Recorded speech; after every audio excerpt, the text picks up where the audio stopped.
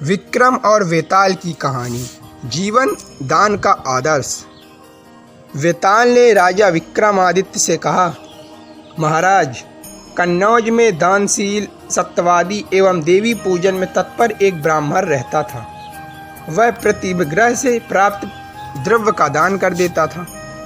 एक बार शारदीय नवरात्र में उससे दान में कुछ भी द्रव्य प्राप्त नहीं हो सका। अतः वह बहुत चिंतित हो गया। सोचने लगा, कौन सा उपाय करूं जिससे मुझे द्रव्य की प्राप्ति हो।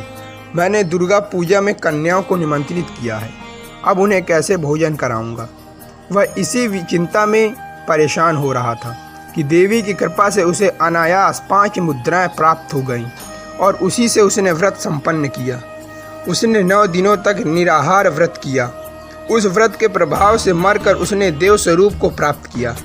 फलतः वह विद्याधरों का स्वामी जीमूत केतु हुआ। वह हिमालय पर्वत के रम्य स्थान में रहता था। वहाँ वह भक्तिपूर्वक कल्पवृक्ष की पूजा भी करता था। उस वृक्ष के प्रभाव से उसे सभी कलाओं में कुशल जीमूत वाहन नाम का एक पुत्र प्राप्त हुआ।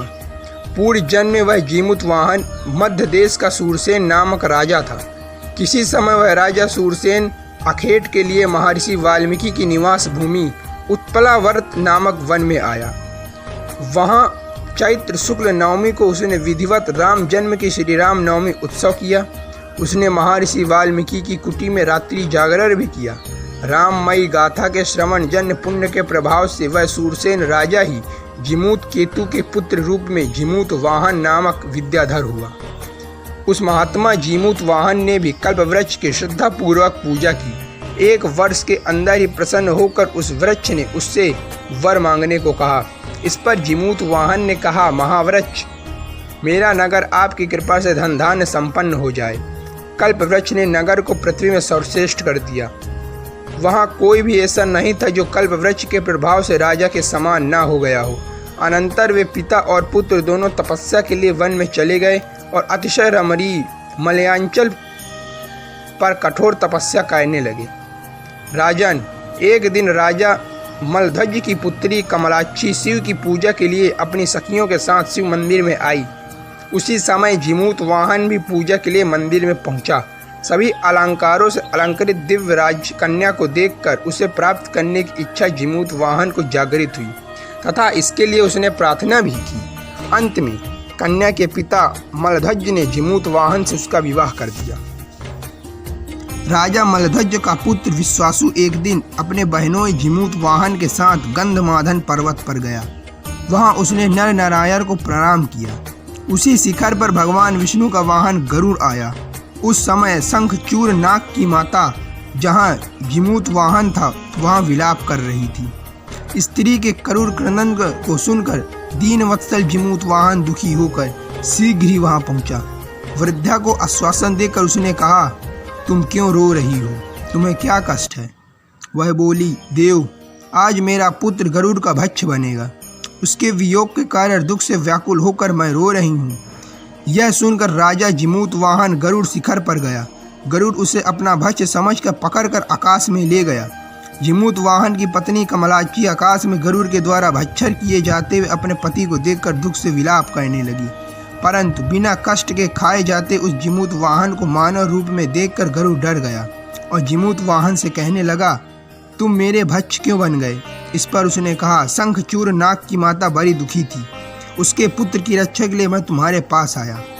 जब यह घटना शंखचूर नाग को मालूम हुई तो दुखी होकर वह शीघ्र ही गरुड़ के पास आया और कहने लगा, कृपा सागर, आपके भोजन के लिए मैं उपस्थित हूँ। महामते, इस दिव्य मनुष्य को छोड़कर मुझे अपना आहार बनाइए। जीमूत वाहन की महानता और परोपकारी भावना देखकर गरुड़ अल्पंत प्रसन्न हो गया और उसने विद्याधर जीमूत वाहन को 3 वर दिए। अब मैं आगे से कभी शंखचूर के वंशजों को नहीं खाऊंगा। श्रेष्ठ जीमूत वाहन, तुम विद्याधरों की नगरी श्रेष्ठ राज्य प्राप्त करोगे और 1 लाख वर्ष तक आनंद का उपभोग कर वैकुंठ प्राप्त करोगे। इतना कहकर गरुड़ अंतर्हित हो गया और जीमूत वाहन ने पिता से राज्य प्राप्त किया तथा अपनी पत्नी कमलाक्षी के साथ राज सुख भोग कर अंत में वह वैकुंठ लोक को चला गया। तब वेताल ने राजा से पूछा कि राजा, अब आप बताइए कि शंखचूर तथा जीमूत वाहन इन दोनों में किसको महान फल प्राप्त हुआ और दोनों में कौन अधिक साहसी था? विक्रमादित्य बोले, वेताल, शंखचूड़ को ही महान फल प्राप्त हुआ, क्योंकि उपकार करना तो राजा का स्वभाव ही होता है। राजा जिमूत वाहन ने शंखचूड़ के लिए यद्यपि अपना जीवन देकर महान त्याग एवं उपकार किया, उसी के फलस्वरूप गरुड़ ने प्रसन्न होकर उसे राज्य एवं वैकुंठ प्राप्ति का वर प्रदान किया। तथापि राजा होने से जिमूत वाहन का जीवन दान कर्तव्य कोटि में आ जाता है, अतः उसका त्याग शंखचूड़ के त्याग एवं साहस के सामने महत्वपूर्ण नहीं प्रतीत होता। परंतु शंखचूड़ ने निर्भय होकर अपने शत्रु गरुड़ को अपना शरीर समर्पित कर एक महान धर्मात्मा राजा के प्राण बचाए थे, अतः शंखचूड़ सबसे बड़े फल का अधिकारी होता है। वेताल राजा के इस उत्तर से संतुष्ट हो गया।